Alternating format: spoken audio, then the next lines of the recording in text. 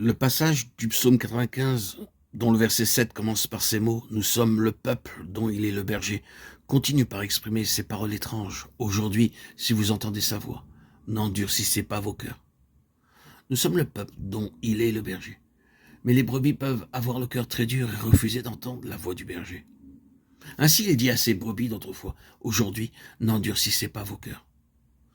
Savons-nous que ce mot lui-même est cité au moins 3 fois dans la lettre aux Hébreux? Aujourd'hui, si vous entendez sa voix, n'endurcissez pas vos cœurs. Hébreux 3, 7, 8.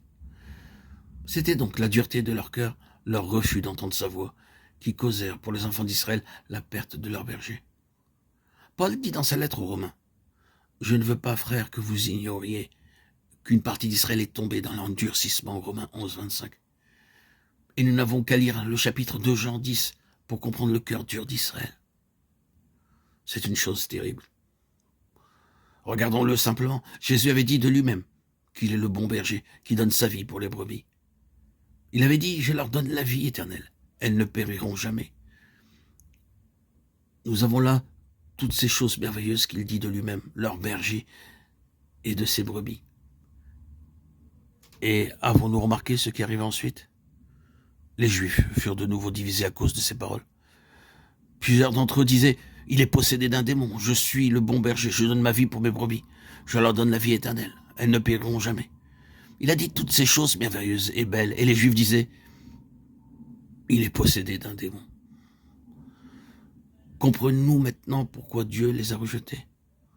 Nous avons endurci nos cœurs, nous nous sommes détournés, chacun dans sa propre voie. Nous tous, comme des brebis, nous sommes égarés. Nous sommes éloignés du berger à cause de notre propre volonté. En d'autres termes, nous avons dit, nous ne voulons pas que celui-ci règne sur nous. Luc 19, 14. Tel est l'arrière-plan juif de ce chapitre. Nous pouvons comprendre l'atmosphère d'antagonisme et nous pouvons sentir combien ils le haïssaient. Un peu plus tard, ils tiendront conseil afin de le tuer.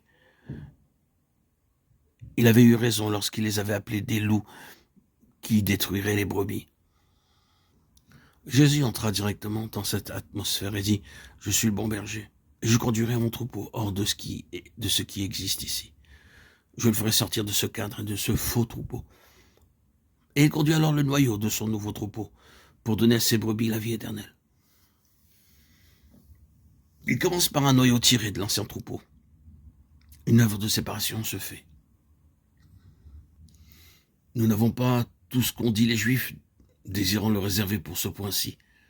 Les Juifs furent de nouveau divisés à cause de ces paroles. Plusieurs d'entre eux disaient « Il est possédé d'un démon, il est hors de sens, pourquoi l'écoutez-vous » D'autres disaient « Ce ne sont pas les paroles d'un possédé.